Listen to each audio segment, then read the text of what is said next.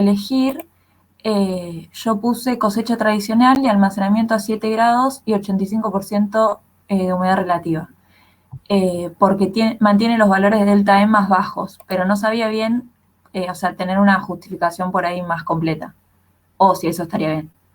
No, está bien, porque vos lo estás justificando por el lado del delta E. Así Perfecto. que está bien. Bien.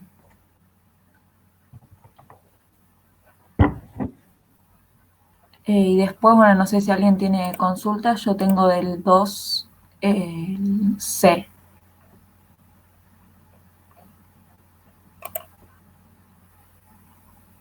Sí.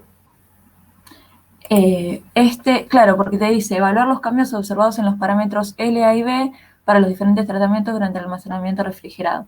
Entonces, claro, yo podía ver si empezaba en un valor menor y terminaba mayor, cosas así, pero por ahí no supe bien cómo relacionarlo no sé si había que decir algo más, digamos.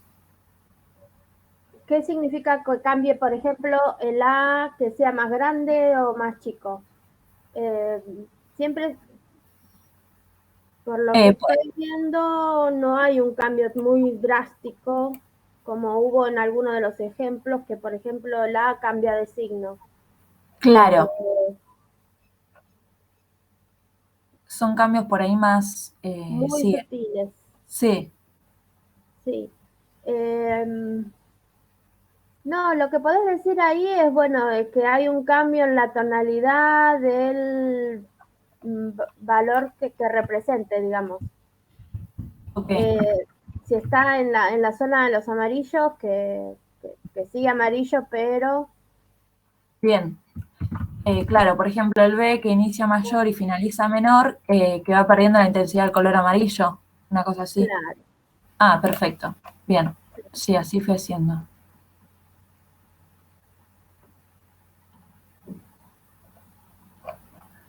Bien, sí, para el E también lo tenía marcado, pero es igual al punto anterior de decir cuál recomendás y también me guié por el delta E, así que sí, está bien. Ah, sí, Bien. Profe, sí. perdón, Sí, te hago sí. una pregunta. En respecto al E, siempre que es recomendación es de ver de todos los tratamientos que se realizaron cuál fue el mejor y justificar el porqué. Claro. Genial, gracias.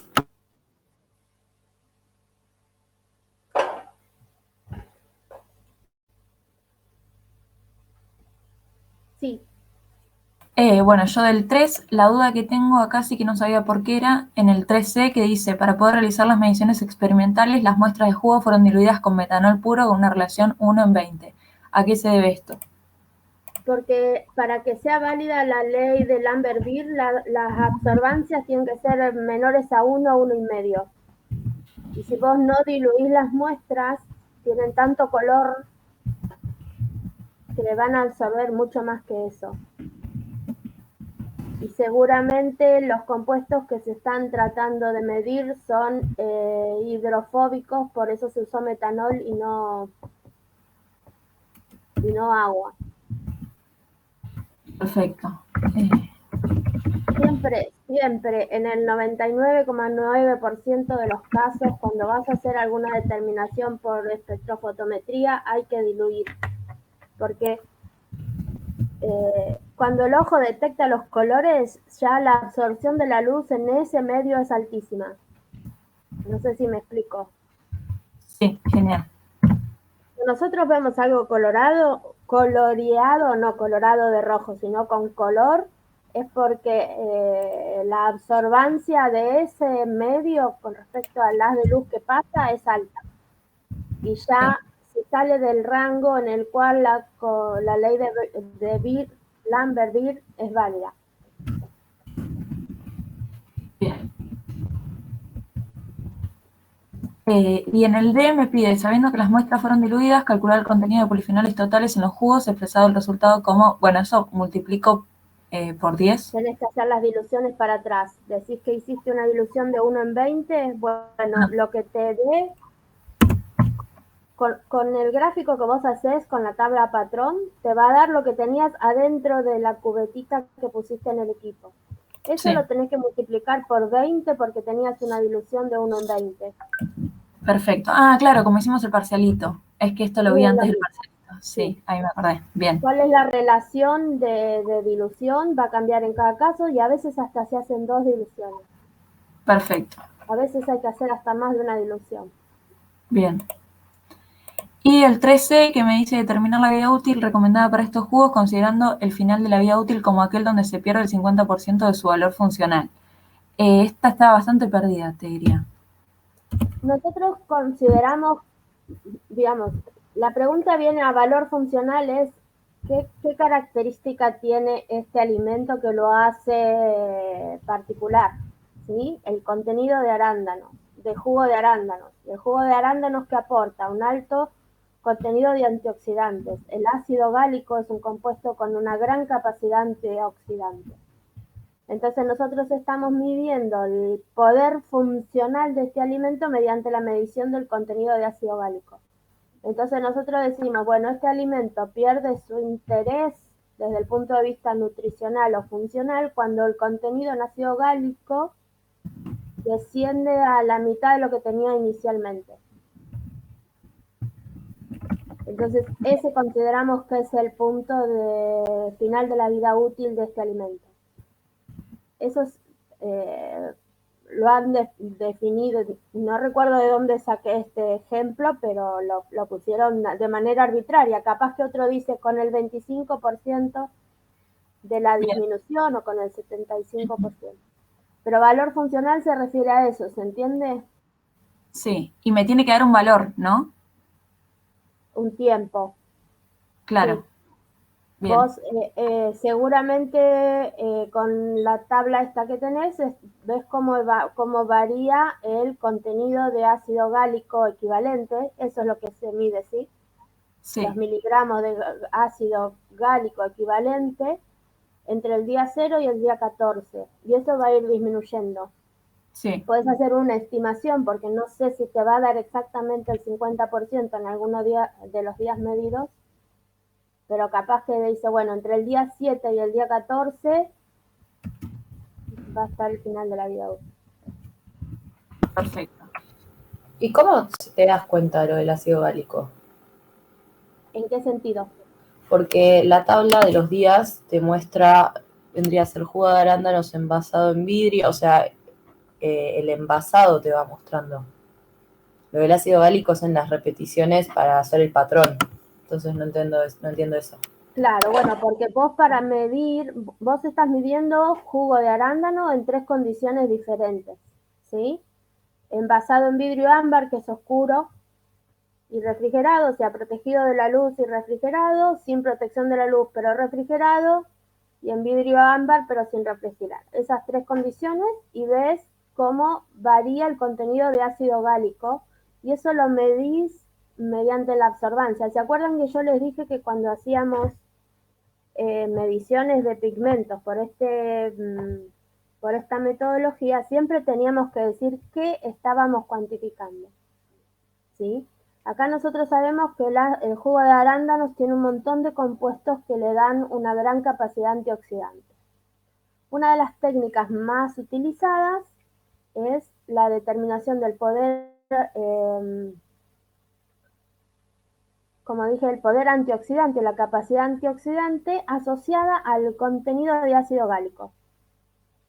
¿Sí? Es como si dijéramos, bueno, yo sé que tiene un montón de vitaminas mi alimento, sé que tiene muchas, no puedo medirlas una por una, entonces voy a medir vitamina C. Cuanto más vitamina C, digo que mejor es este alimento. Bueno, esa equivalencia la hacemos con todos los compuestos antioxidantes que pueden estar presentes en el jugo de arándano. Se selecciona uno porque es un compuesto que está bastante difundido, el estándar no es de los más caros y está bastante, es común encontrarlo en muchos vegetales, entonces se usa como un estándar, como si hiciéramos la comparación, como decía recién, con la vitamina C. Entonces se hace una curva patrón con el ácido gálico, ¿sí? Que es la que se hizo en la tabla 1, ¿sí? El ácido gálico se compra. en Sigma, en Aldrich, en el que sea, se compra en un laboratorio el ácido gálico. Entonces vos haces las diluciones, medís la absorbancia y haces la curva. Después diluís tu jugo porque va a estar muy concentrado seguramente y comparás la absorbancia de tu jugo con la de la solución y decís, bueno, todo lo que absorbe asumo que es ácido gálico. ¿Va a ser todo ácido gálico? Por supuesto que no, que hay otras cosas, pero es una aproximación. Guadalupe, veo que habías preguntado por qué se usa metanol. Es porque a veces el agua no siempre el agua es el mejor disolvente. A veces se usa metanol, a veces se usa acetona, a veces se usa una mezcla de acetona acidificada. Siempre se hacen procesos de optimización para extraer el compuesto que querés medir. En cada técnica se explica. Y cuando se hace la curva patrón, se hace utilizando el disolvente que vas a usar después en la muestra. Si vos, por ejemplo, querés medir clorofila, no la vas a poder disolver en agua, se disuelve en acetona. Entonces las disoluciones patrón de clorofila se hacen en acetona. Cada técnica varía. ¿Se entiende lo del ácido gálico? No sé quién me había preguntado. ¿Quedó un poco más claro? En otros tipos de vegetales se usa la catequina.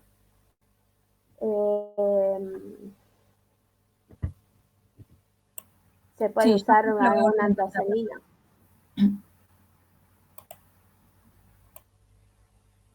Expresar el contenido de compuestos fenólicos como ácido gálico equivalente es muy común.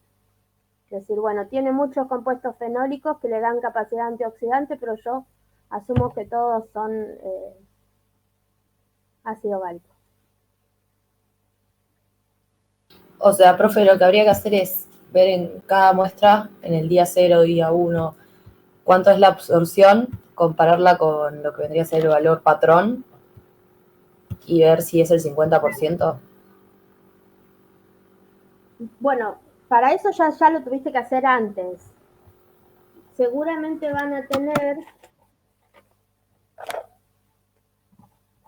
Ahí te muestro, ¿eh?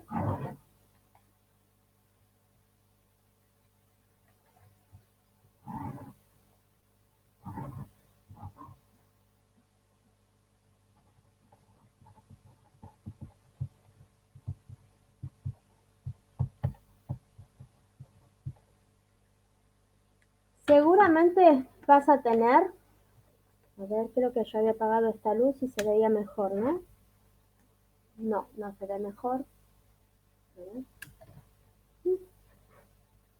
Bueno,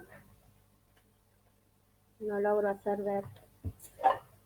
Ay, cómo extraño Capaz más cerca. Extraño el pizarrón.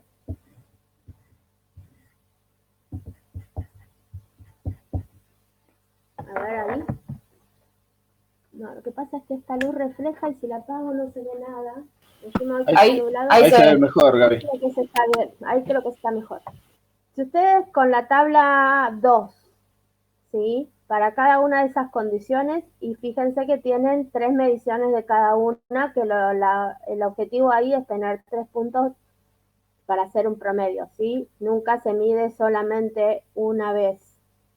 Nada se mide una sola vez. Siempre se miden al menos 3 veces, ¿sí? Entonces ustedes van a tener un valor inicial, uno al día 1, 2, 3, creo que 7, hasta el 7 y el 14, en cada una de esas 3 condiciones del jugo de arándano, ¿sí?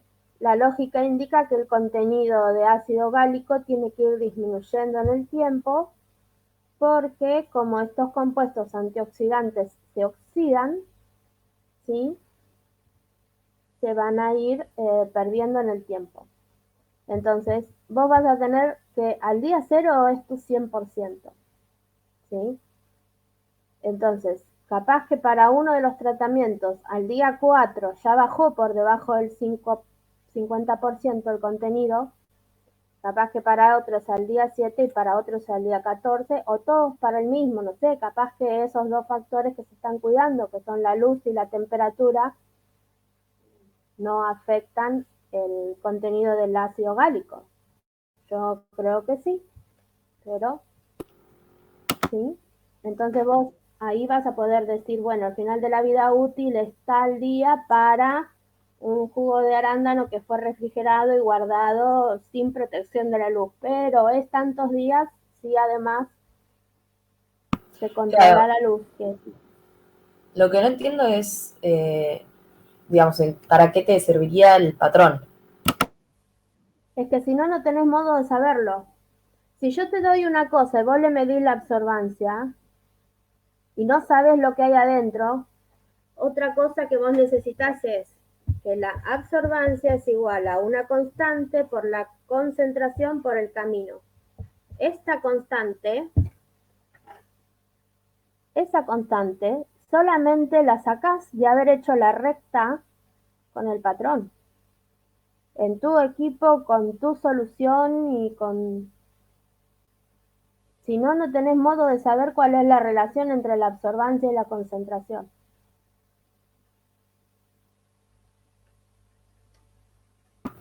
Claro, pero digo, yo por ejemplo, yo lo que hice fue graficar el patrón y después, bueno, hice también el gráfico de los días versus la absorbancia.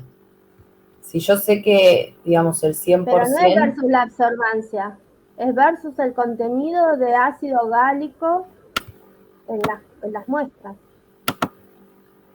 Ah, y la absorbancia la usás para poder, con la recta que hiciste a partir de la tabla 1, convertir esas absorbancias en contenido de ácido gálico. Ah, ahora sí, me faltaba un paso. Genial, claro. Ahora sí. Gracias. ¿Son directamente proporcionales? Por supuesto que sí. Si te baja la absorbancia, te baja la concentración. No hay magia detrás de esto, porque en realidad es una relación directa, que es lo que dice la ley de Lambert-Beer, ¿sí?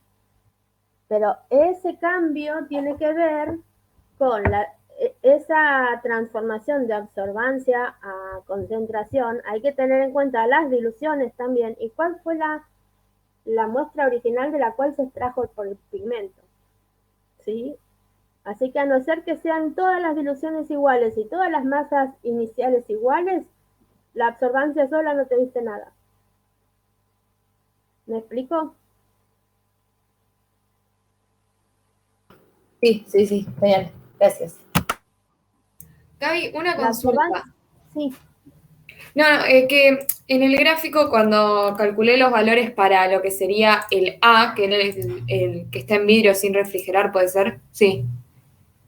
Sin refrigerar, me dieron valores negativos a partir de un punto de concentración. No puede ser, concentraciones negativas. Por eso, como que me pareció raro, por ejemplo, a partir del día 5 me dio concentraciones muy bajas pero negativas. Hice los promedios de los 3 valores que daba la tabla y a partir de esos promedios, no sé, me pareció muy raro.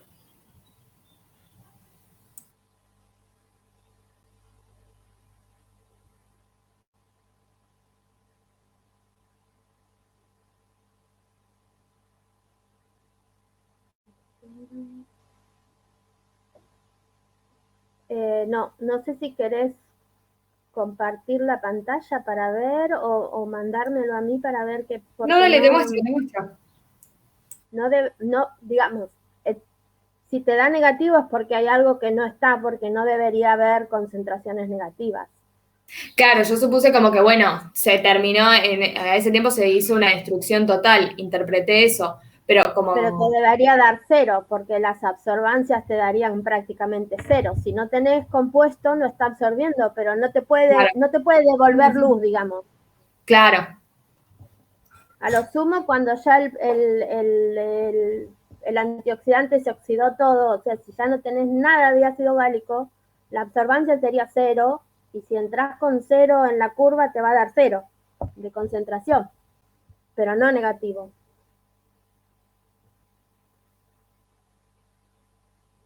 A ver, hiciste la curva patrón, son todos los valores similares, entonces tenés un promedio, la recta te dio con 0,98. ¿Sabés qué pasa? La tenés que hacer pasar por 0.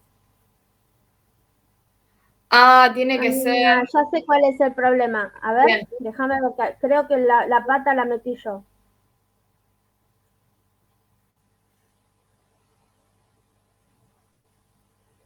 El primer valor no es 0, es 0,01. ¿En dónde, perdón? En ¿Acá? la tabla 1, sí. Ahí hay un error mío de tipeo que se me ha pasado. ¿Sí? En la tabla 1, los valores de absorbancia para 0 deberían ser 0. Ah, todos Digamos, estos. ese valor no se No, puede. perdón. Eso es 0,01. ¿Se entiende lo que estoy diciendo? Es ese valor en la celda de arriba de donde estás parada ahora, Sí. eso debería ser 0,01. Acá. No, al lado. No, ese valor estaba bien. Ah, El miligramos de ácido gálico equivalente por mililitro, esa celda tiene que ser 0,01. acá. Porque si yo no tengo nada de ácido gálico, no tengo que tener absorbancia. Claro. A lo sumo un 0,0008, si es que hay algo si el agua que puse o el metalón que puse tenía una mínima impureza, ¿sí? Y se acuerdan, o sea, en la semana pasada ya se habían desconectado algunos cuando yo dije que estas curvas tienen que ajustarse sin ordenar al origen. Claro, Porque perdón, y ahí ya me quedó, pero no me queda 0. claro, pero cuando vas a borrar esa línea de tendencia y cuando vas un poco más abajo, le pones señalar intersección en el 0. ¿Dónde dice? Abajo te dice presentar ecuación en el Acá, gráfico, señalar presentar valor intersección. R, señalar intersección, Ay, no me lo y dejo ahí sacar. ya está. Claro, ahí. No, pero ya está. Lo que tenías era que borrar la anterior, porque ahora tenés 2. Ah, claro, y ahí me dio bien. Acá está la ecuación. ¿Sí? Perfecto. ¿Por qué tiene que tener ordenada el origen 0? Por esto que yo te digo, si yo no tengo ácido gálico, si la concentración es 0, la absorbancia debería ser 0. ¿Sí? Sí, perfecto. Fíjate si con esa curva los valores de absorbancia te dan bien. Los valores de concentración, quiero decir. Si no, lo volvemos a ver. Si no, mandame al archivo y lo miro, a ver si es que en algún copio y pegue de fórmulas tenés algo que esté haciendo que la concentración te dé negativa. Profe, Sí, siempre entonces hacemos que intersecte en el 0. sí, Genial, tenemos que poner esa condición. sí. No sé si...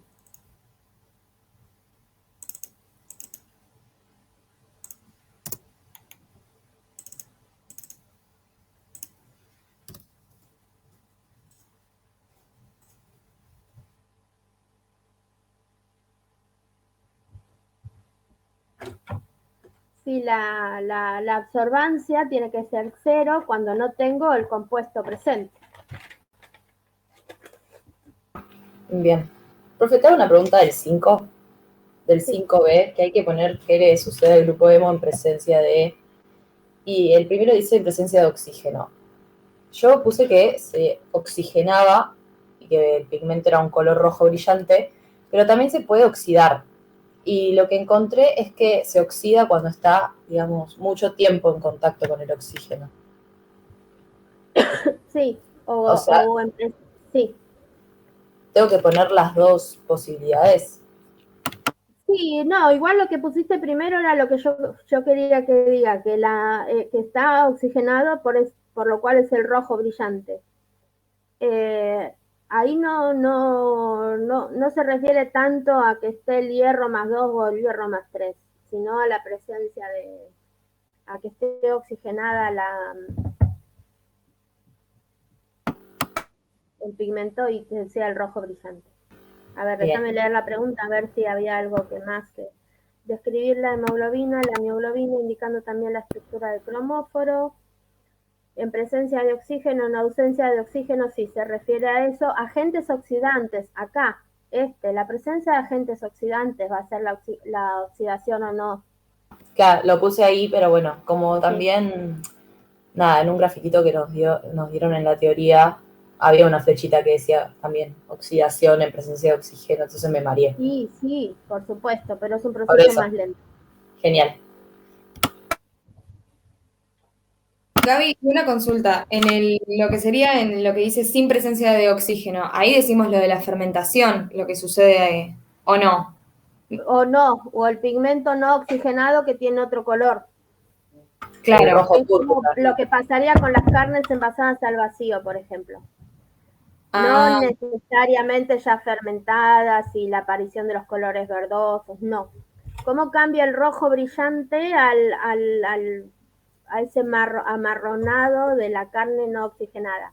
Que abrís, digamos, ese cambio es completamente reversible.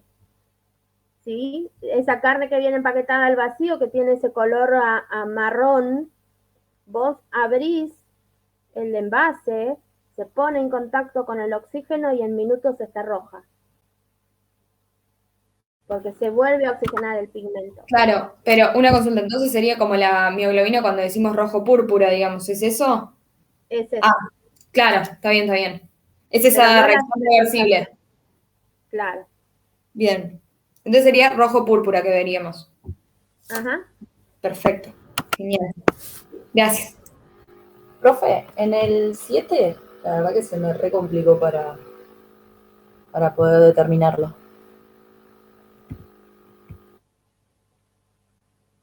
Estoy leyéndolo. Se me cerró. Ahí está. El 7.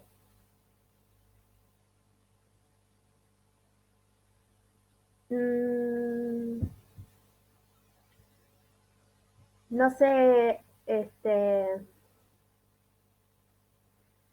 yo ya con tantos años reconozco las estructuras, no sé qué decirte más que lo compares con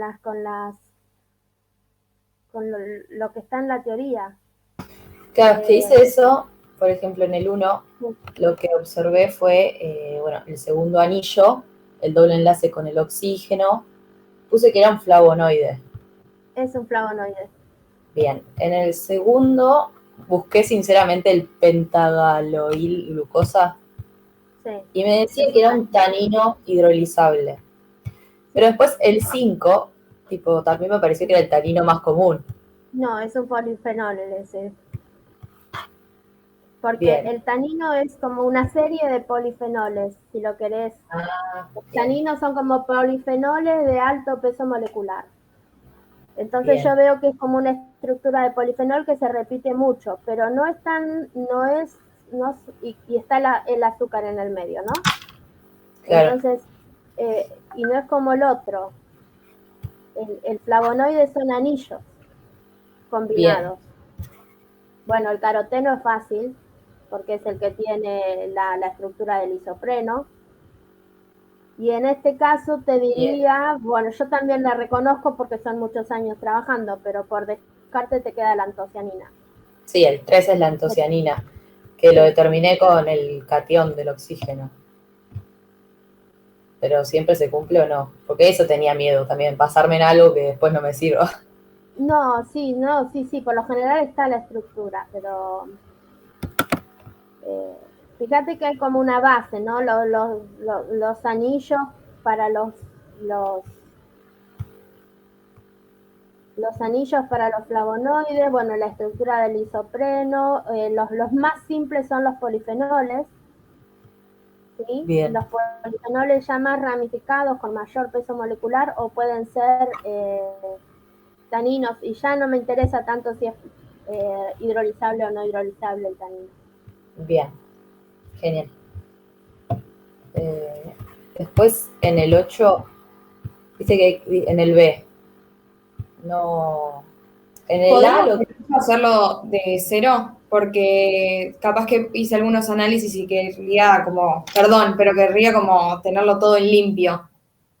Sí, se almacenan en diferentes atmósferas, hojas de espinaca que fueron cosechadas en 2 estadios de madurez diferentes, con el objetivo de estudiar la estabilidad de clorofilas y carotenas. Se dan las siguientes figuras, responder. El significado del parámetro L, bueno, es la luminosidad, ¿sí? Cuanto más alto es este valor, ¿sí? Más claras serían las hojas, ¿sí? Cómo evoluciona el mismo durante el almacenamiento de las espinacas. Entonces ahora vamos a ver en dónde tengo esa información. La tengo en las tablas que están acá. Hojas jóvenes, hojas maduras.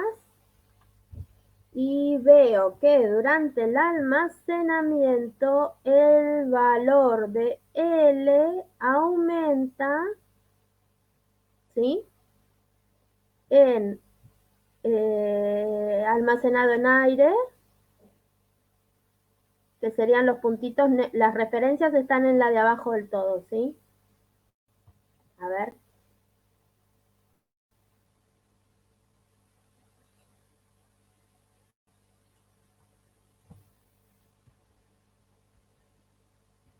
¿Se ve mi pantalla ahora? Estamos mirando esta imagen, esta figura, para poder describir los cambios del parámetro L, ¿sí? Para hojas jóvenes, para hojas maduras, y acá tenemos las referencias. Almacenadas en aire en diferentes porcentajes de oxígeno y de dióxido de carbono. Vemos que cuando están en aire el parámetro L aumenta y aumenta desde el principio hasta el final. ¿Qué quiere decir? Que la hoja se va oscureciendo. Se hace cada vez más oscura porque se va aclarando, perdón, lo dije al revés. ¿Sí? Cuanto más alto es el parámetro L, más clara va a ser la hoja. Si la hoja de espinaca se está aclarando, ¿qué está pasando?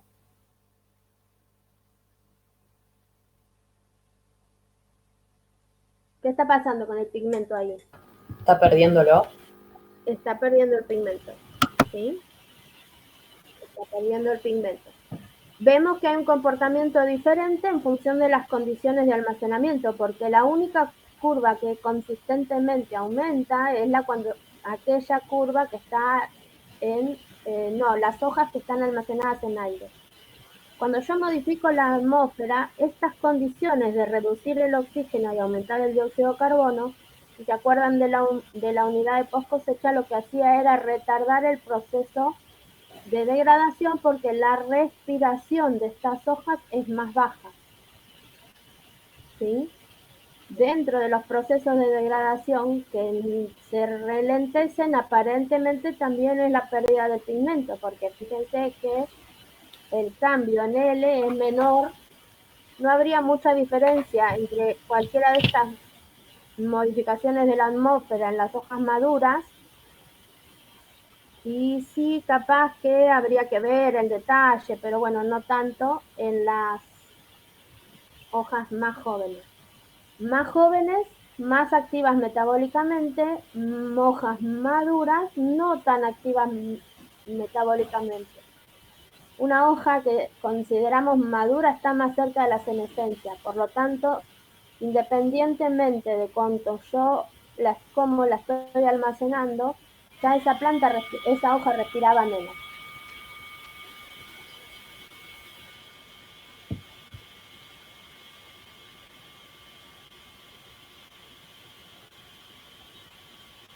¿Qué me preguntaban? Explicar el significado del parámetro L, cómo evoluciona el mismo en las hojas de espinaca durante el almacenamiento. Fíjense que es más, ni siquiera en esta pregunta preguntan nada de cómo asociar el L con los pigmentos. Eso se los pregunté yo y no lo puse acá en la pregunta. Acá para responder esta pregunta tendríamos que decir que el parámetro L indica la luminosidad de la hoja, que cuanto más grande, más clara y luminosa sería la hoja. Y lo que vimos es que en las hojas jóvenes y en las hojas maduras, el parámetro L se incrementa durante el almacenamiento y con las modificaciones de la atmósfera es más marcado el efecto en las jóvenes que en las maduras, porque en las maduras los diferentes atmósferas actuaron todas igual. Todas retardaron el incremento del parámetro L. Si vamos a ser estrictos, ahí está contestada la pregunta. Si vamos un poquito más allá, decimos que el cambio en el parámetro L, al estar aclarándose la hoja, indicaría una pérdida del contenido en pigmento.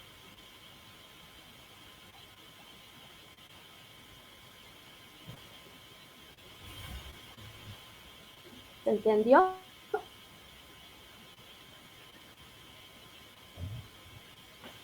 Sí, perfecto.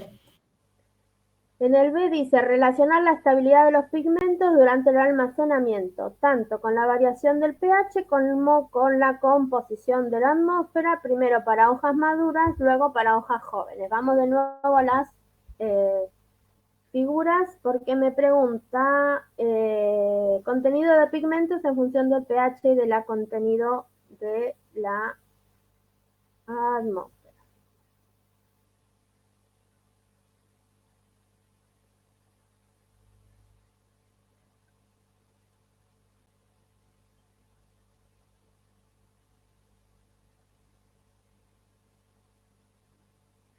Bueno, acá tenemos que como combinar dos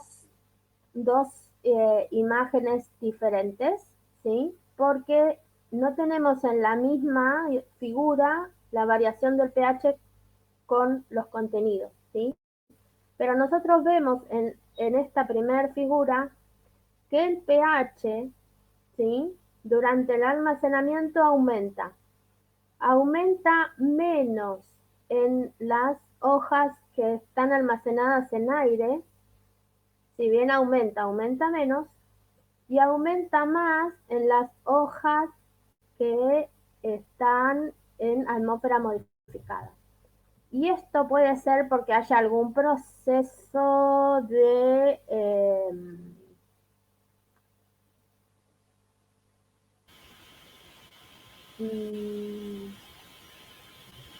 no sé si decir que hay alguna fermentación acá. Bueno, no me animo a decir los por qué, pero sí que vemos que hay mayor incremento del pH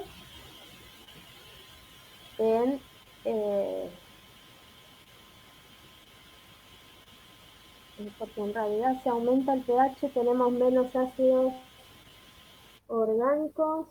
Me están haciendo pensar, chicos. Yo lo relacioné con, por ejemplo, con el etileno, con la síntesis del etileno.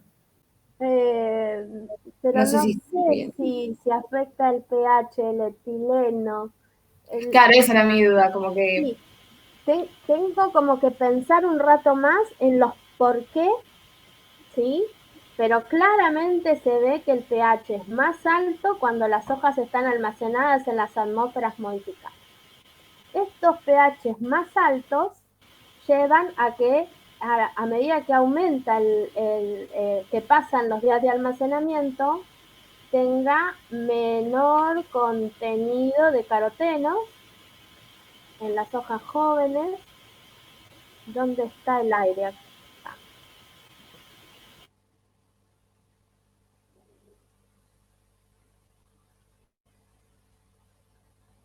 Acá está el aire, pero en la de arriba no está el aire.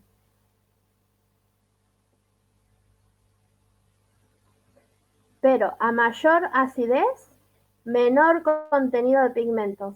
¿Ven? Mirando las dos gráficas a la vez, vemos que aumenta el pH. En los que más pH tengo, menos contenido de pigmentos tengo.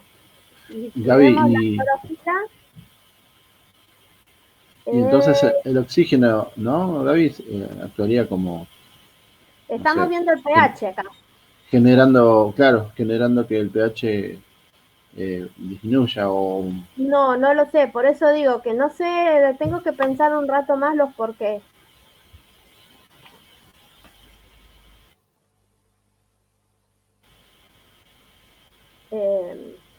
En aire, o sea, en aire la diferencia es que tenemos un 21% de oxígeno y un 1% de dióxido de carbono. Eso es en el aire.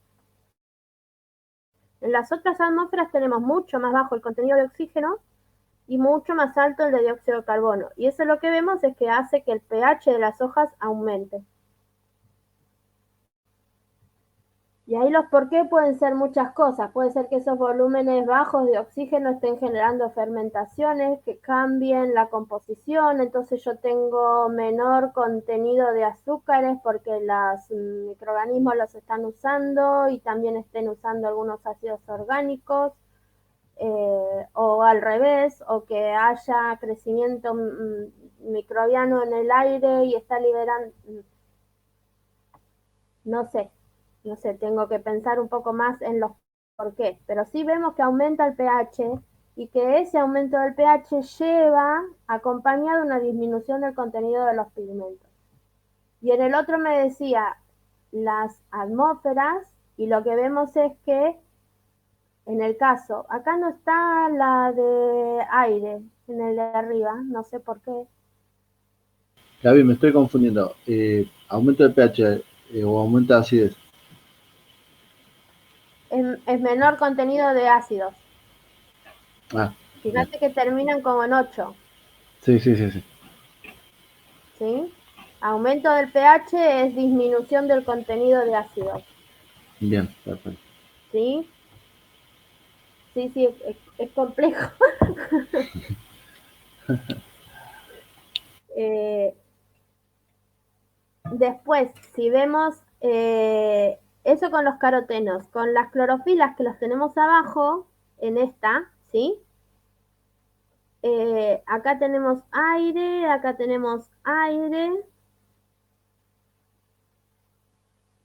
y las punteadas.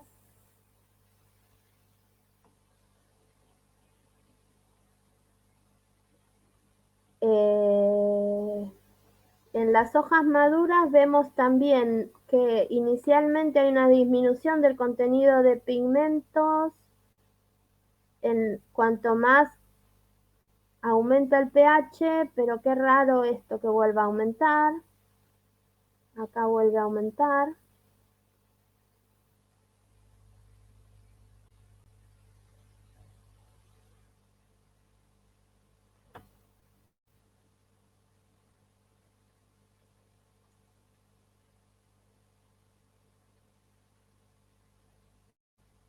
¿Qué nos dice en la teoría de la estabilidad de la clorofila en medios ácidos, básicos, neutros? ¿Qué nos dice de la estabilidad? Ahí deberíamos combinar las dos cosas. Ver lo que está pasando acá y ver lo que dice la teoría de si estos pigmentos son estables o no frente a los cambios de pH.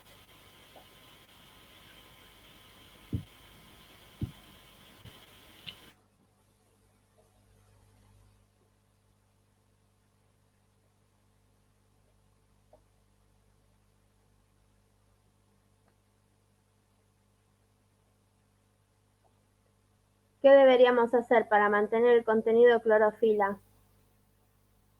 La última pregunta dice, ¿qué estadio de madurez y composición de atmósfera de envasado recomienda con el objetivo de mantener el contenido de clorofila por al menos 15 días? Y lo que vemos que para mantener el contenido de clorofila deberíamos cosechar hojas jóvenes, ¿sí? Y almacenarlas. Aparentemente esta es la mejor condición, a 5% de oxígeno y 20% de dióxido de carbono. Y lograríamos a los 15 días mantener niveles similares a los iniciales del contenido de clorofila. No así con todos los otros tratamientos, ¿lo ven? Sí, sí. Sí, sí. Más allá de los por qué,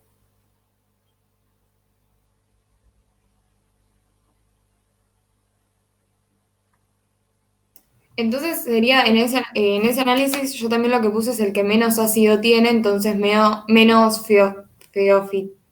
menos formación de feofitinas, digamos, de la degradación de la clorofila. Sí, también. Sí. Genial. Un pH más alto tiene. No sé si diría menos ácido, pero tiene un pH más alto. Dijiste menos ácidos y yo diría pH más alto o menos ácido. Ah, no, perdón, quise decir menos ácido. Sí, está bien entonces. Sí.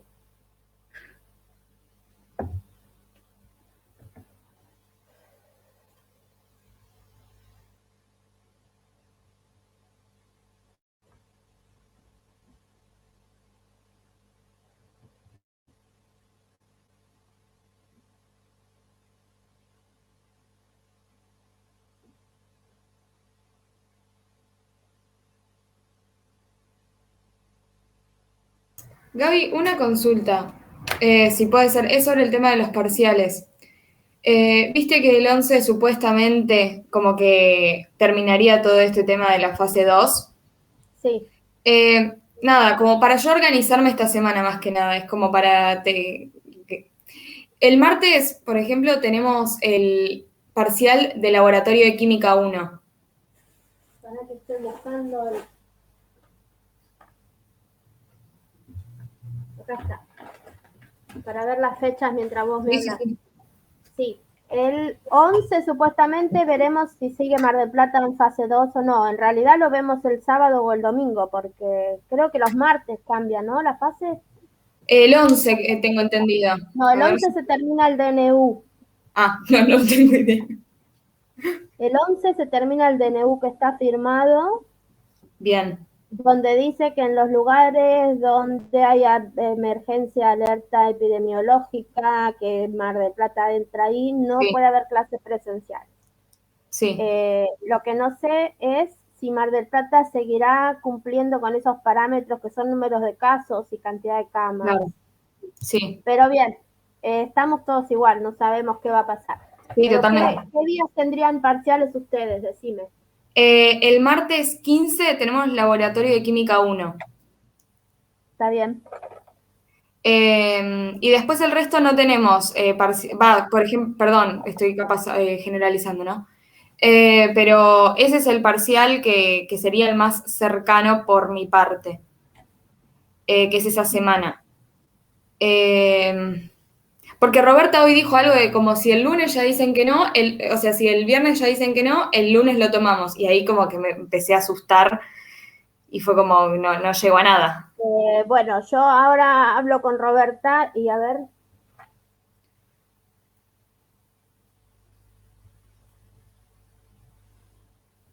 Bueno, lo que yo puedo proponer, a ver qué aceptación tengo, es si nosotros el lunes 14 tendríamos clase, quiero decir, si a partir de la semana del 14 lo que podemos hacer es terminar los 2 temas que nos quedan del tercer parcial, digamos, terminar todas las teorías. Sí. Le puedo proponer a Roberta que el 23 tengamos el segundo parcial. No sé si ustedes están mirando ¿El calendario? Sí, sí. el Sí, calendario. A mí me Podemos queda bien. proponer el 23 hacer el segundo parcial, que nosotros ya tuvimos clase de consulta. Igual, si me necesitan preguntarme algo la semana esa, estaría. Y después tendríamos 28... 28 y 30.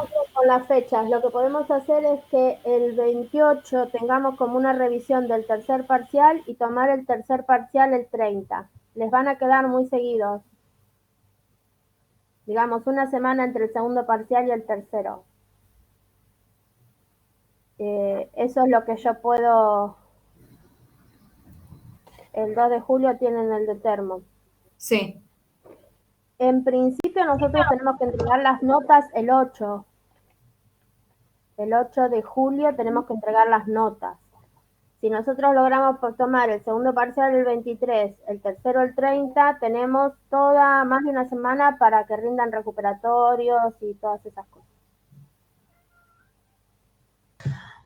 Profe, yo estoy cursando OP1, pero creo que acá ninguno, igual es contracursada y rindo el 23. Pero bueno, no sé, ellos también moverán las fechas porque también están en la misma. Pero trato de ver esta semana qué onda la otra materia.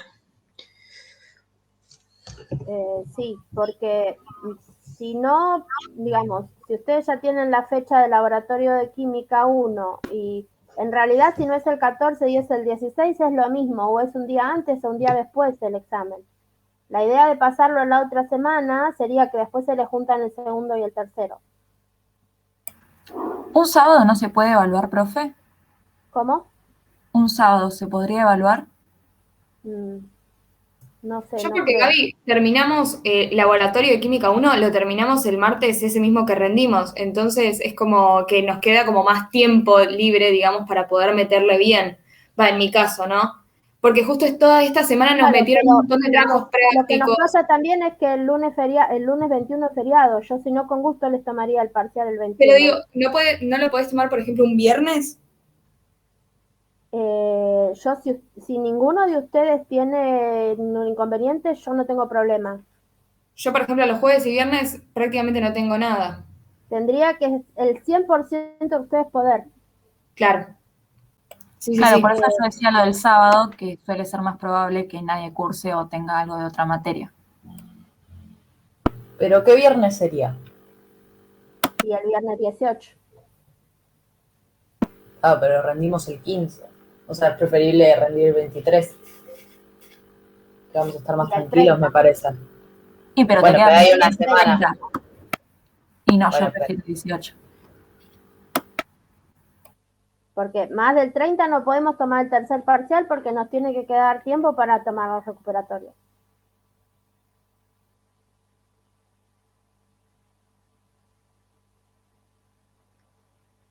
¿Quieren hablarlo entre ustedes?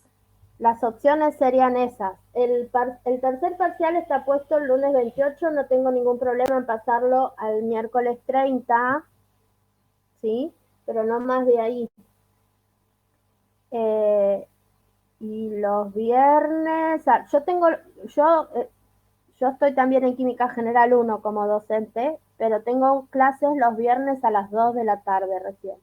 Los viernes a la mañana, si bien estoy trabajando, no tengo clases, no tengo problema.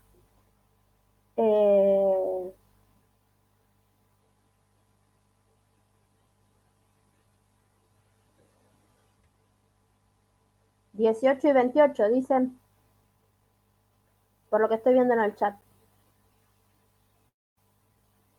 18 y 28. Sí, de última, si no subir una encuesta en el campus y que todos voten y se Es que no vea. es que voten, porque con que uno diga que no puede cambiar el horario que está establecido de clase, yo no lo puedo cambiar. Porque el horario de clase son tal. Si el 100% puede venir el viernes a rendir, yo no tengo problema. Pero ya con que uno me diga yo los viernes a la mañana no puedo, yo no podría mover el examen. Claro, Más por eso allá de acá, que, claro, entre nosotros ya decimos 18 y 28, preguntarlo en el grupo de WhatsApp que tenemos y ver si todos pueden y ahí avisar. Sí, sería lo ideal. claro. Sí. Si ustedes se ponen de acuerdo entre ustedes, 18 y 28, no hay problema. No hay problema con Roberta porque la que va al examen soy yo. Así que Claro, no eso hay organizar con que vos. terminar con ella. Genial. Y no creo que tenga problema en terminar las teorías y después hacer los dos exámenes. Pero bueno, tengan en cuenta eso. ¿Sí? Sí, Y para el mí la 14 mejor y el opción es 16 esa. tienen teoría. Sí, sí, sí. El 14 y el 16 tendrían teoría, si no me equivoco, ahí ya terminan. El tercer parcial, quiero decir, es, a mi entender, el más fácil porque la única parte de cuentas y números son los ejercicios de colorantes, ¿sí? Gaby, Después ¿puede lo ser que queden otro, 2 teorías nada más? Que el miércoles dijo sí, que da quedan dos teorías tóxicos. nada más. Claro, y este miércoles da Tóxicos tóxicos Y, aditivos. perdón, este miércoles aditivos y tóxicos lo daría el lunes 14. O sea que el 14 terminaríamos con las teorías. Ah, claro, porque estoy mirando vamos adelantados, sí. Claro, por el parcial que nos rendimos, sí. Sí. Así que quedaría incluso mejor, porque todo el 16, no sé, tendríamos hasta para estudiar todo el día. Sí. Sí. A la mañana podrían hacer algún tipo de pregunta si quieren y después tienen hasta el 18. Particularmente les digo, no tengo problema en 18 y el 28. Lo único que les digo es que con que uno no pueda, ya no se puede. ¿Sí? Yo no puedo obligar a nadie a venir fuera del horario de clase si no es por contento. Bien. Bien, después me avisan dentro de un rato, tampoco es que hay ya. Sí, tal cual, tienen que volver las clases. Crucemos los dedos. Además. Si no, nos vamos a la plaza, chicos, si quieren. Por mí sí. Nos vamos a la fonte de ahí de Coso, de la costa, y ocupamos todas las mesas. Bueno, me decía una profesora, una amiga mía que es profesora en la UTN, que ella el año pasado hacía de mentira las clases de consulta en un café. Ella les decía, voy a estar en tal café de tal hora a tal hora. Así como medio escondidos de los directivos de la UTN porque no la dejaban. Y hacía Claro, las clases de consulta presencial. Poquitos alumnos en la UTN, no sé qué clase da en una de las técnicas que...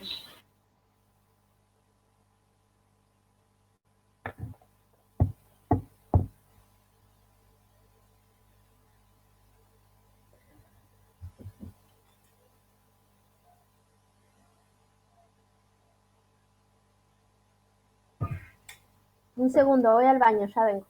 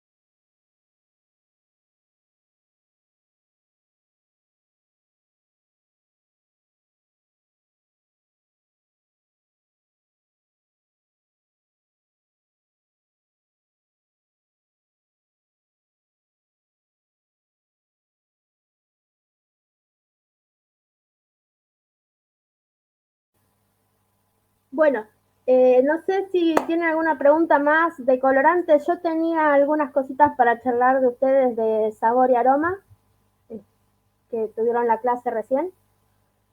Después me dicen del examen. A la fábrica de Baum, sí, ¿está abierta? Creo que no. Le tocamos timbre cualquier cosa, Gaby. Sí, que nos abran. ¿Estuvieron en la clase de teoría de Roberta, de sabor y aromas? sí, profe. Bien, una cosa que me gusta distinguir, porque es algo que no es de cultura general, sino es algo específico de la tecnología de los alimentos, es la diferenciación de lo que es el sabor de lo que es el flavor. No sé si Roberta lo mencionó en algún momento en la teoría, el flavor. No, no, no, no. Pero que algo se me generó duda cuando dijo algo de proteínas. Dijo algo como que había un tipo de interacción hidrofóbica. ¿Puede ser?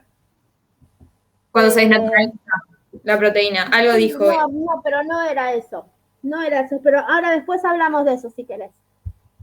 El flavor es esa particularidad que tienen los alimentos que combinan lo que es el sabor, que es un proceso 100% químico, eso sí lo debe haber explicado bien Roberta, todos los 5 tipos de sabores, en qué parte de la lengua están cada uno de los receptores para cada uno de ellos, cómo se relaciona el sabor, por ejemplo, dulce, con la estructura química. Eso está súper explicado y también están explicados bien los aromas, también con los receptores y los neurotransmisores, etcétera. Pero hay una particularidad que tienen los alimentos o la apreciación de los alimentos, que es el flavor. Y es la combinación que siente el consumidor del sabor y el aroma combinados, digamos. Hay un montón de experimentos que se han realizado. Es que si la persona no tiene el olfato, no siente los sabores. Vos decís, pero el sabor es en la lengua y el olfato en los receptores nasales y en los neurotransmisores. Bueno, pero están combinados. ¿Sí? Hay un montón de esas características. De estas características se deben a la combinación de los dos. Eso es el flavor. El flavor es todo un conjunto de aromas y sabores que hacen a la aceptación o no de un determinado alimento. ¿Sí? Y la combinación de sabores, texturas y demás hace a la aceptación total del alimento. ¿Sí? Es como que la suma de cosas representa más que los individuales.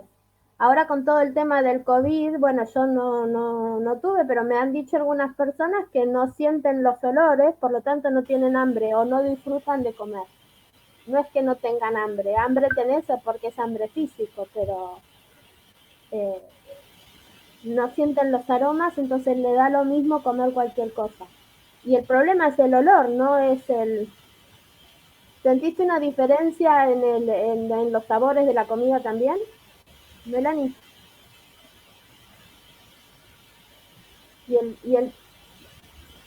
Claro, pero el tema es que tenías afectados los receptores del olfato, pero estaba afectando también el gusto. Claro, hay muchas personas. Cuando estamos resfriados también. ¿Cómo, Roberto? No, sí, te iba justamente a decir eso, ¿no? Del COVID, la gente que estuvo enferma. Bueno, yo tuve COVID el año pasado, pero no sufrí, no tenía el olfato y el sabor, no había problema. Pero a mucha gente le ha pasado eso, ¿no? De perder. Claro, pero como decís, ¿no? Solamente ha perdido la parte olfativa, nada más. Sí, pero se han hecho un montón de experimentos de darle de comer a la gente, obviamente que no vean lo que están comiendo, ¿no? Porque si lo ven lo identifican. Pero si vos le das a las personas que no puedan sentir el aroma, muchas veces no identifican qué es lo que están comiendo. Así que eso es importante. Y bueno, esa era una de las cosas que quería remarcar porque no es algo que la gente en general sepa y es algo a tener muy en cuenta. Y otra cosa que quería hablarles es del sabor nuevo, digamos, ¿ustedes habían escuchado del umami?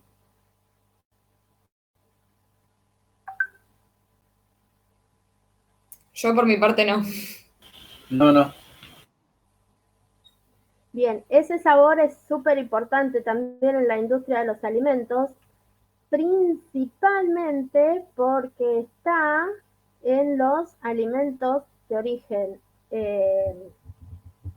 principalmente cárnicos, pero en los ultraprocesados. En los alimentos ultraprocesados es el sabor que yo más destacaría, ¿sí? Y está muy asociado al uso o la presencia como uno de los ingredientes de los glutamatos. El glutamato es sodio. ¿Sí? Profe, ¿sería el Ajinomoto? Sí, ¿Puede dentro ser? de esa línea, sí.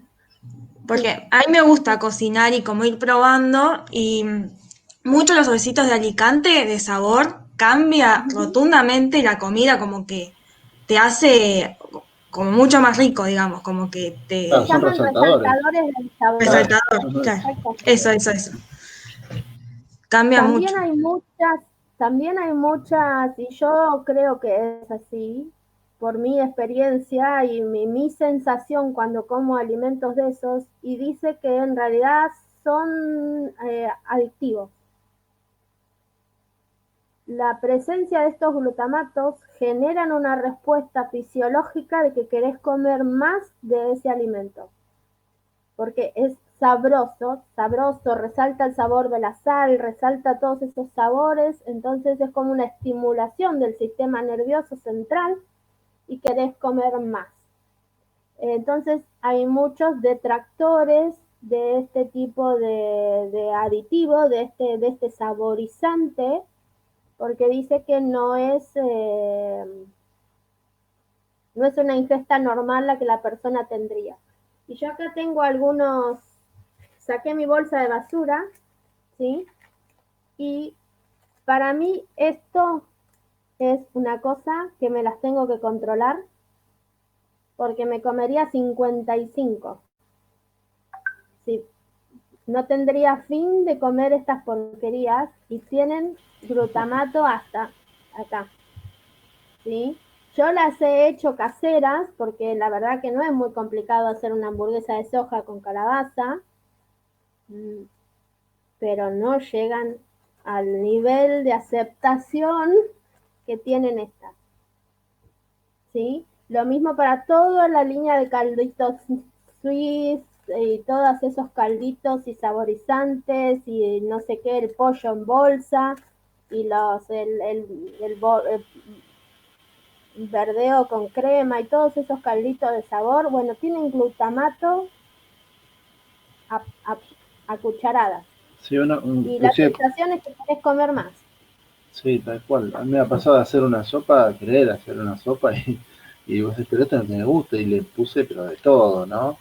Y en cambio le puse una cucharadita de un caldito, o viene un polvito, ¿no? Para darle gusto y, nada que ver, Sí, sí, nada sí, que ver. tal cual. Yo compro estas también. Ustedes ven al revés lo que yo les muestro, ¿no? Está bien ahí. Sí, lo vemos bien. Está bien. Estas no tienen ningún aditivo agregado. Si nos miramos los ingredientes de estas, son garbanzos, calabaza, arroz, yamaní, cebolla, agua, avena, harina de arveja, pan rallado, bueno, tienen sal, perejil, coriandro y comino. Son muy ricas también, ¿eh? Pero te comes una y está bien. Desde mi punto de vista de adicta, ¿no? Estas me comería 50. Y si miro los ingredientes, tienen de todo. Tienen, bueno, calabaza, texturado de soja, harina de trigo, gluten, azúcar. Tienen azúcar. ¿Por qué le agregan azúcar? Si es un alimento salado. Azúcar, fibra Para bajar. celulósica, sal, perejil, para resaltar los sabores, para generar mayor respuesta fisiológica, para que quieras comer más. El tema de las hamburguesas en McDonald's y todos los cadenas de fast food, no es tanto la cantidad de grasa que aportan, es la cantidad de azúcares que tienen esos alimentos. Bueno, también tiene aromatizantes, saborizantes, resaltador del sabor, tiene glutamato sólido, monosódico, glutamato sólido. Glutamato monosódico, ¿sí? Estas también. Estas. Todo. Y todo lo que es los snacks.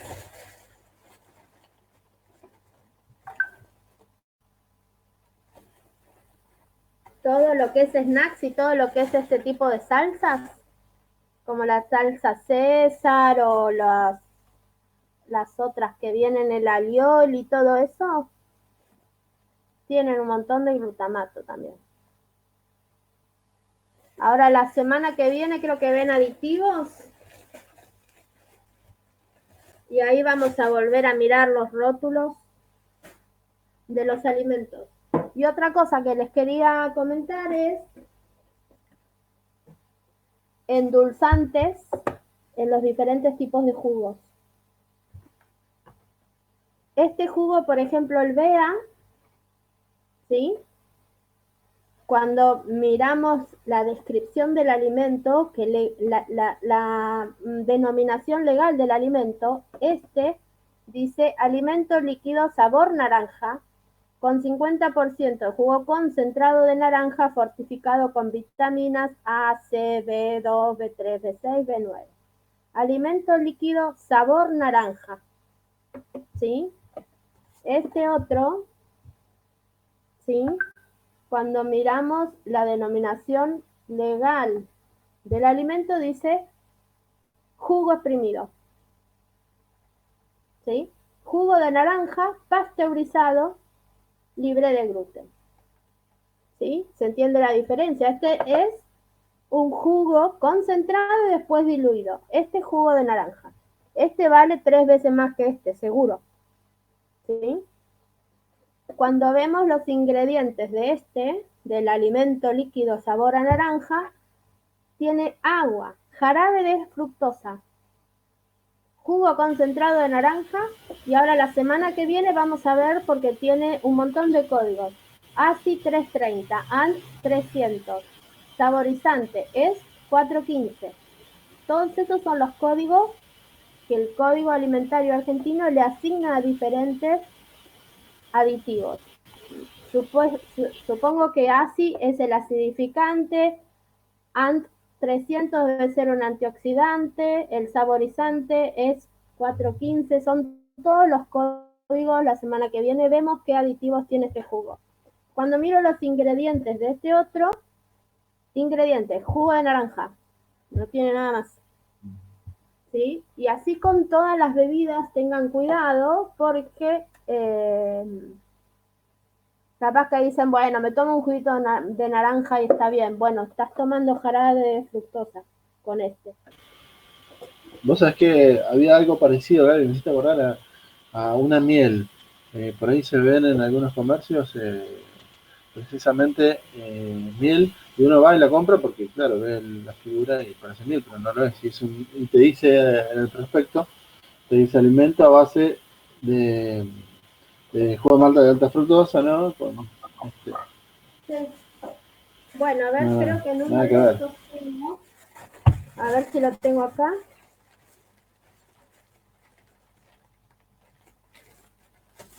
No, porque yo no lo compro. Pero bueno. A ver si alcanzan a leer. Este dice queso rallado. En el supermercado, en la góndola donde están estos quesos, ¿sí? Va a haber otros que son un poco más baratos, pero si ustedes se fijan en la etiqueta, en ningún momento dice queso. Sí dice rallado muy grande, pero no dice queso, porque la denominación del Código Alimentario Argentino no permite que se le ponga queso si no es queso, o si el principal ingrediente no es queso. Y hay muchos de estos que ahora dicen aderezo a base de queso, y si ustedes se fijan, los ingredientes tiene texturado de soja. O sea, ¿qué hacen? Al texturado de soja le ponen un poco de queso, le dan saborizantes, resaltantes, antiespesantes, antioxidantes, qué sé yo, tenés queso rallado, no es queso rallado. Lo mismo pasa con las mieles. El tema, digamos, no sé si, creo que lo ven en bromato por primera vez, no sé si alguno de ustedes ya cursó bromato, y creo que ahí se ve el alimento adulterado,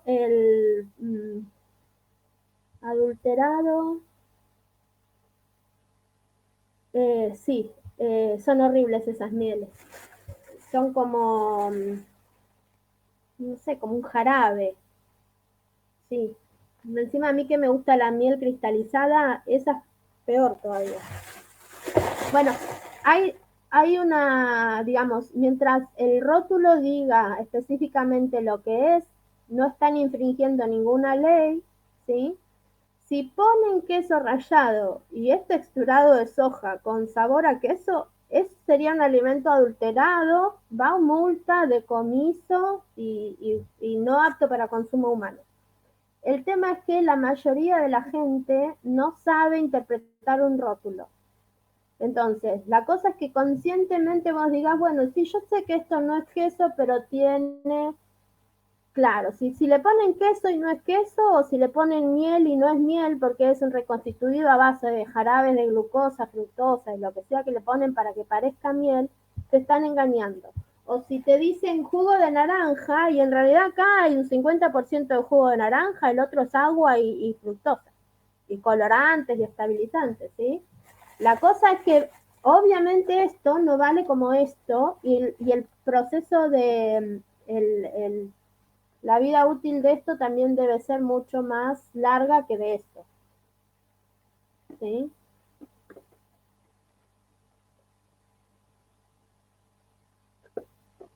No me acuerdo el tema de las...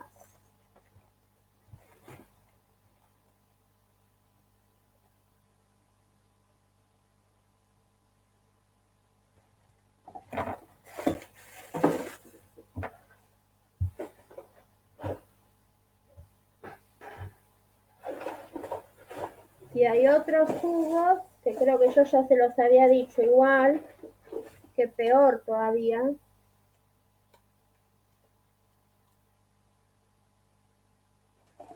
10% de jugo.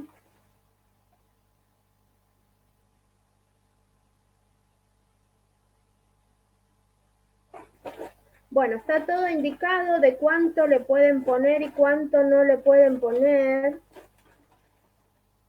en el rótulo en función de que tenga o no tenga el ingrediente que dice que tiene. Con el tema de los edulcorantes hay que tener cuidado.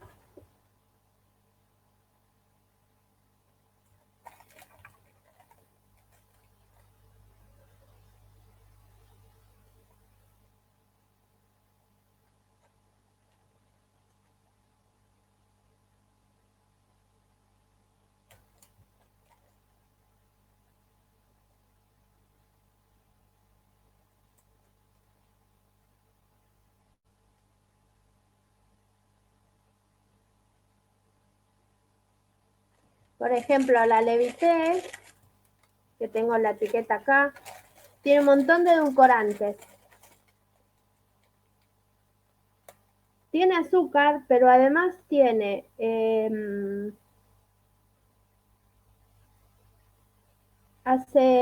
acesulfame, sucralosa y stevia tiene la Levité.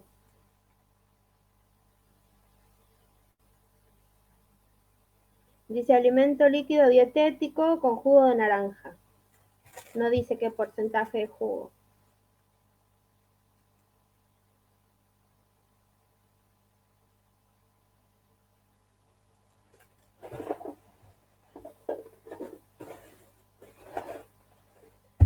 Hay que leer los rótulos.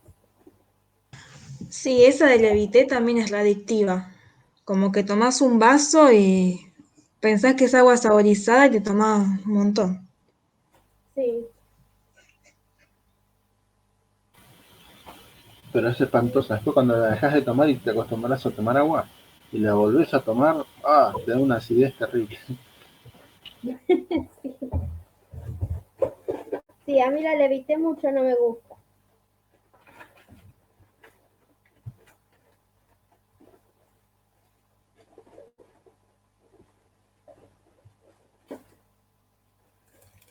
¿Qué es esto? Tierra de los Padres. Bueno, son todas más o menos iguales.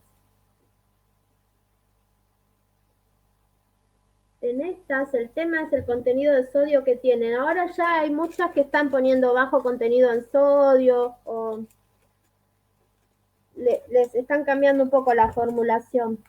Esta tiene 76 miligramos de sodio por cada vaso. Eso es un montón.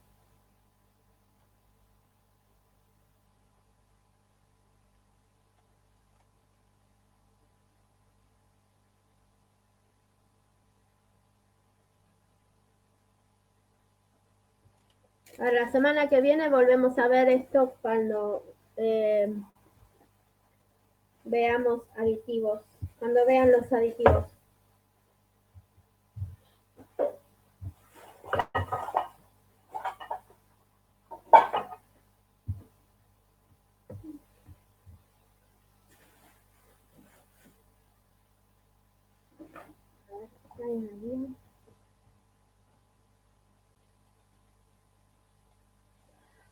¿Qué me habías dicho de las proteínas? Alguien me había preguntado algo y yo dije, ahora lo vemos. Yo, Gaby, sí. ¿Viste cuando vimos proteínas? Que ahí fue como capaz para entenderlo mejor, ¿no? Cuando vimos proteínas que vimos toda la parte de esto de flavor, que se generaba por las interacciones hidrofóbicas. Sí. Ahí cómo se comporta, porque decimos que, bueno, es la combinación entre el aroma y el sabor. ¿Qué serían los compuestos que son partícipes del aroma y el sabor se unen a las proteínas de forma hidrofóbica? Esa combinación, como que me mareé en eso. Eso lo vimos con proteínas, ¿sí? Sí, creo que era la última parte de proteínas. Vamos a recordar.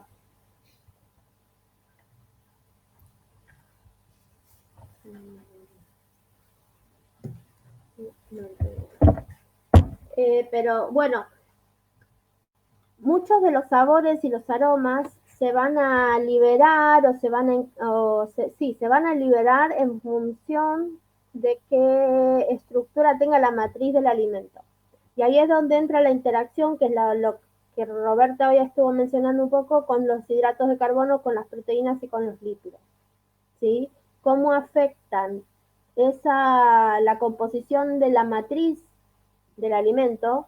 ¿Qué tipo de alimento es y cuán retenidos están los sabores y los aromas? Porque se tienen que liberar durante la masticación y todo el proceso de obtener el alimento para que puedan llegar a los receptores, ¿sí? Que están tanto a nivel dentro de la boca, en la lengua, como que se liberen los compuestos volátiles para llegar a los receptores de la nariz. Si esos compuestos del sabor y el aroma, flavor en general, están asociados a una parte hidrofóbica de las proteínas, va a ser necesario que eso sea liberado para que pueda absorberse sentirse el sabor. Quizás sea eso lo que decía. A ver, lo voy a buscar.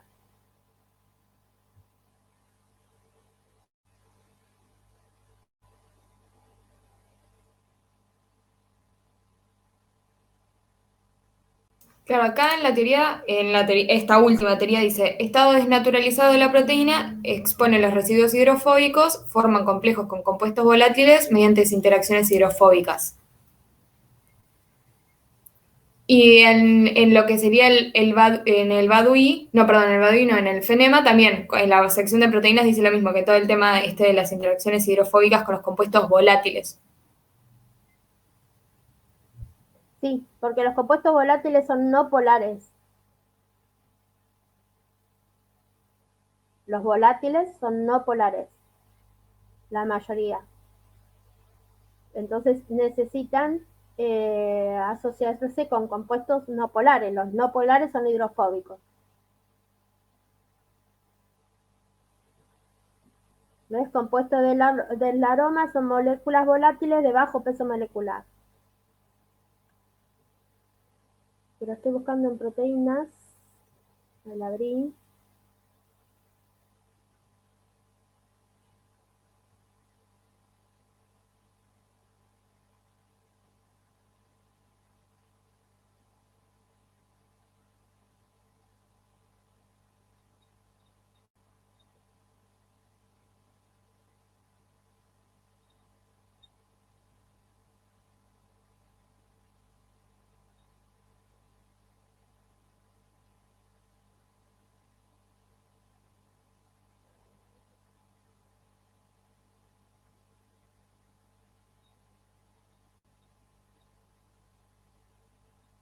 Me parece que me pasé de la... En la página 156, no sé, yo lo estoy viendo por Pasé debajo. de largo, ya me parecía.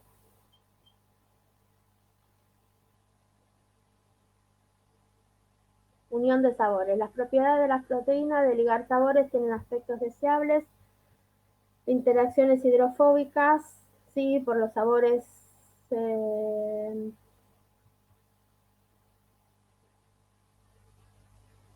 Bien, esto es para guardar el sabor en un alimento, digamos.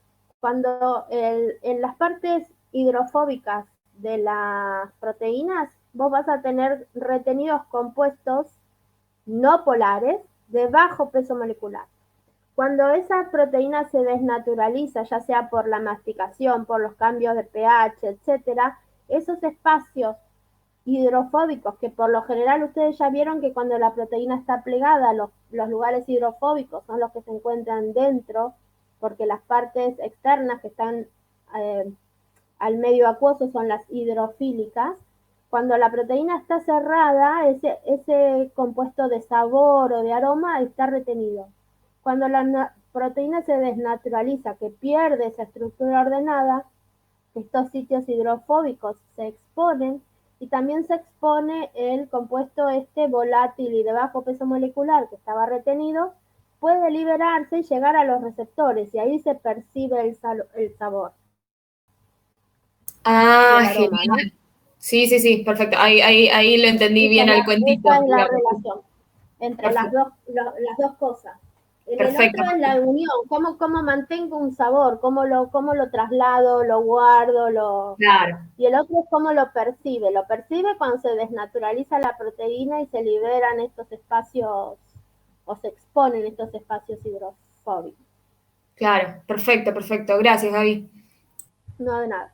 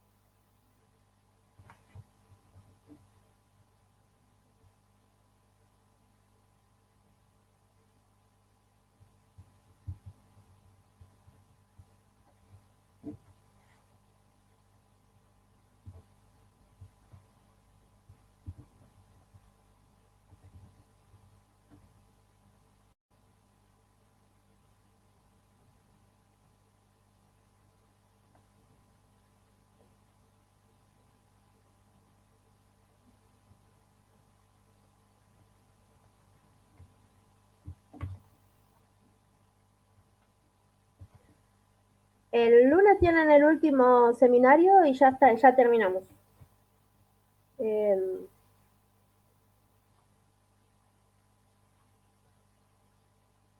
No quiere decir que no tengan que seguir participando, pero el lunes estaba viendo cómo se modificó el cronograma, pero da bien para que el lunes igual les dé el último artículo para leer de sabor, aroma y un poquito de aditivos. Buscar algo que sea algo de disminución de la sal y de reemplazo de algo de eso. Les voy a buscar un artículo lindo de eso.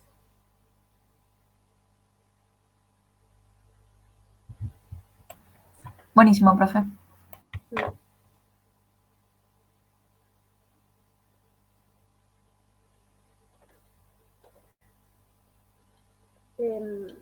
Estuve un tiempo en México yo por parte de mi beca postdoctoral, y una de las chicas que estaba en México estaba trabajando en buscar una nueva formulación para productos cárnicos. Eran como una especie de albondiguitas, pero no sabía si la presentación final después iba a quedar en albóndigas o iba a ser medallones. Pero lo que ella estaba haciendo era reducir el contenido de sodio, o sea, menor cantidad de sal que las formulaciones comerciales, pero para poder mantener la aceptación, porque si no la gente,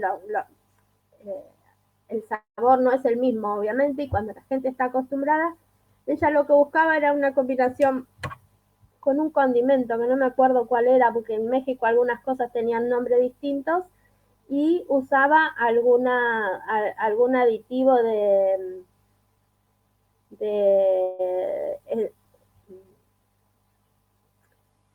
tipo resaltadores, pero no podía ponerle glutamato porque lo que ella quería es que el producto pueda ser rotulado como bajo en sodio. Entonces no le podía poner glutamato de sodio y estaba buscando alternativas a ese proceso. No sé, yo me vine, no sé en qué quedó. No. Si logró que la aceptación de los consumidores sea similar a la del producto comercial.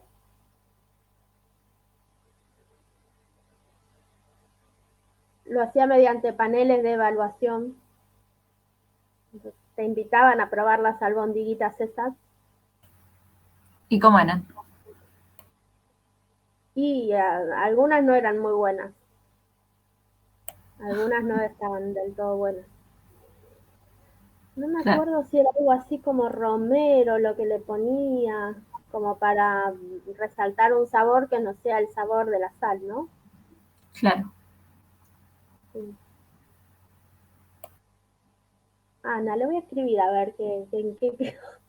¿Te acordás de tus albóndigas? ¿En qué quedaron? ¿Y por qué te quedó la intriga? Sí.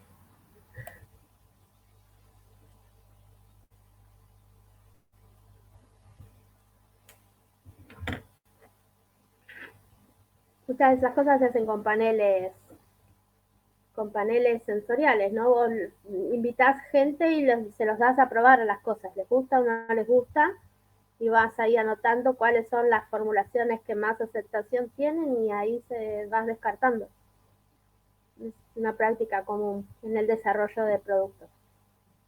Paneles. Pueden ser personas entrenadas o consumidores. Yo iba ahí en el rol de consumidor, no de entrenado. Te dan una planilla y vos pones lo consumiría, no lo consumiría y nada más. No te preguntan muchas explicaciones. Al panel entrenado sí se le pregunta más en el detalle, ¿no? O más índices a medir. Acá es te gusta o no te gusta nada.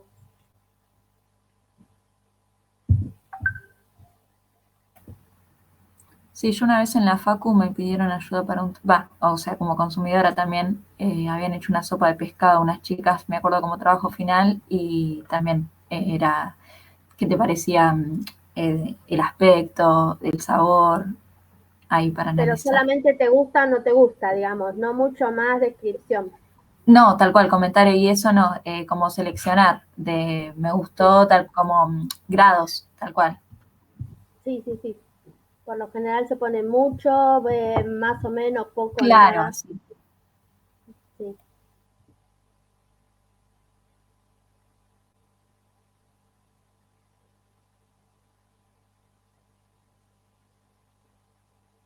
Estoy leyendo el chat, Melanie, del ketchup. Sí, un día viene mi amiga y me dice, el queso estaba baratísimo en el BEA, compré 3.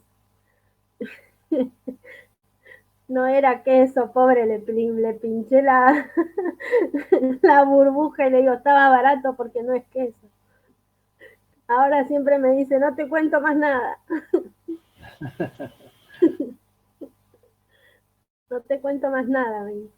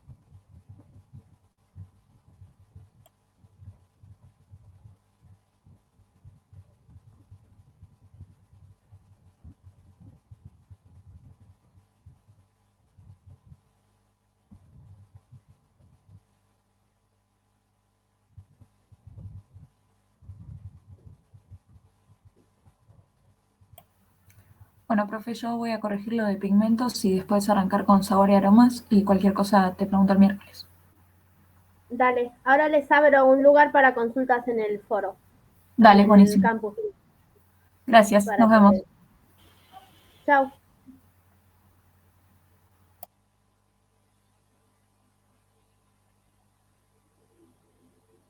Bueno, no sé si alguien tiene una pregunta o quieren que terminemos acá y cualquier cosa me... Después si alguno, cuando hablen entre ustedes en el grupo, me tiran una confirmación o algo de las fechas y medio como que todos nos organizamos en realidad, si podemos. Sí, por ahora en el grupo van diciendo todos que sí que pueden, así que hasta que no Va aparezca ganando, alguien que diga que no. va ganando esa emoción, Bueno, Gaby. Así que cuando aparezca alguno le dale. pegamos. Y... Bueno, Bueno, chau, y si Gaby, no hasta es luego. ahí, Roberto, generar contacto y vamos a Bau. Si no es la... Quedamos así. Gracias, Gaby. Bueno, Chao, hasta luego. chao, hasta luego, nos vemos el lunes. No, el miércoles. Hoy es lunes, no, el miércoles. Chao, Gaby, nos vemos. Muchas gracias. Chao.